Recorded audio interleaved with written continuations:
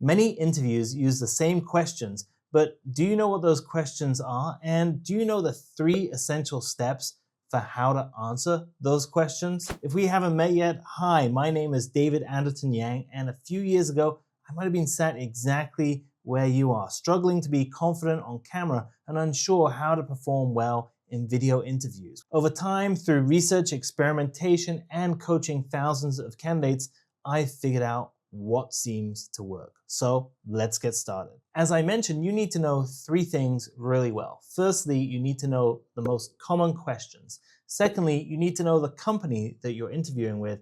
And thirdly, and perhaps most importantly, you need to know yourself. Firstly, know the questions. Well, the most common questions are hardly a surprise. Tell me about yourself. Tell me about a time when you faced a conflict. Tell me about your strengths, your weakness. Why do you want this job? Where do you see yourself in 5 years? The list goes on. As a foundation, knowing the questions is important, but it's not going to be what sets you apart. Every candidate who has any intention of being hired is going to practice at least the basics, but what they won't do so often is delve into the other 2 knows. So let's not waste any time and get stuck in to knowing about the company. Most interviewers and hiring managers want you to demonstrate that you have a particular interest, a genuine interest in working for their company. Now, you may think I've applied to the company. Of course I have a genuine interest, but they want you to demonstrate it in your answers to questions. Some of the questions that will commonly come up to gauge your interest include, why do you want to work for us? Tell us about our products and services. Was there something in particular about our corporate values that you aligned with? These are the type of questions that will be asked by a company to figure out if you have a genuine interest in what they do. To prepare for these questions, we need to do our research. Now, luckily, most of this information is available online, either through the About page or the corporate values when we're talking about what the company does.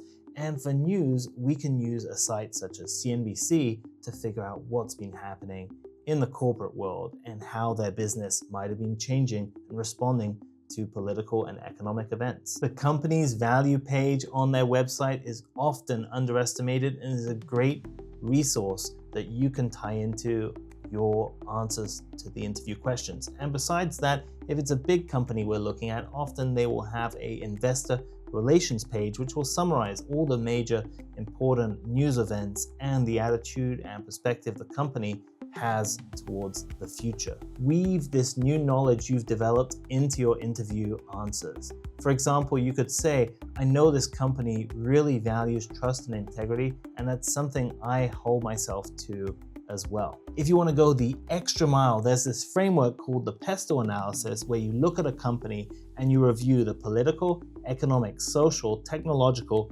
environmental, and legal factors that might be affecting it today. This gives you a great overview of how this particular company fits into the world around it. And on top of that, recent leadership and executive changes, you can understand the motivations behind what's happening in the company today, which will make your answers much more informed and relevant to the interviewer. Now, the third and most important thing you need to know is yourself. Interviewers are really keen to understand who you are, what your motivations are, and how you might fit into the team that they're building or the team that it already exists that you're going to become a part of. The most common interview question that is used about you is the classic, tell me about yourself.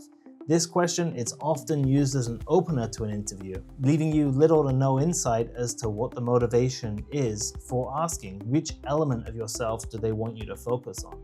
You really have to play it by ear, try and give a concise but professional overview of who you are and what motivates you. We've actually got a different video and a blog post that I'll link to that will help you prepare for that question. Other common questions include, how would your colleagues describe you?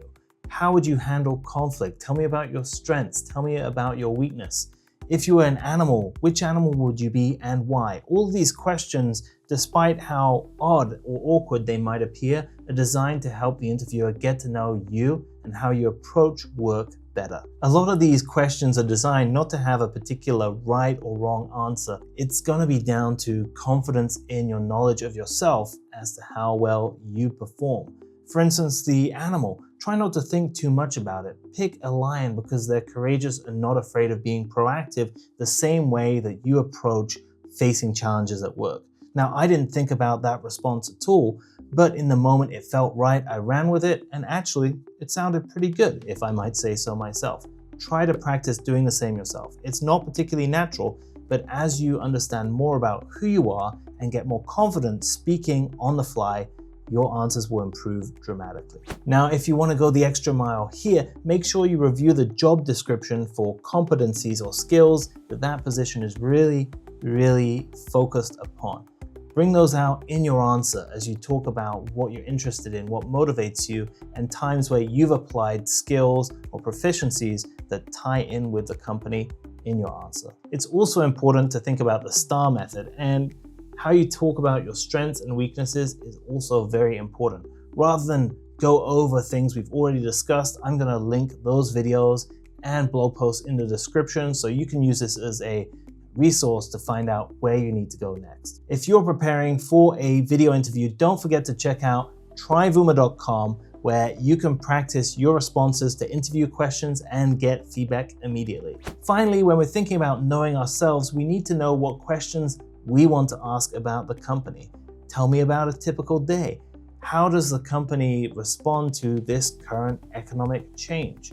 Or a forecast for the future and technology that is about to have a big impact, for example, AI, how is your company responding to that challenge? Now, this is all information we would have figured out in that PESTEL analysis. Current topics that are affecting the company politically, economically, socially, etc., helps us to form important and insightful questions in the moment when we have the opportunity to ask them to an interviewer. So don't forget to check out the PESTEL analysis and come prepared with a couple of really salient, thoughtful questions that you can ask the interviewer. Often, this is what can distinguish you from other candidates. If you're like most people, you'll find preparing for an interview very stressful, but if you put some time in, you apply yourself to researching the company and yourself, and you use a tool like Voomer to practice, you'll be able to come to your video interview with confidence, clarity, and perform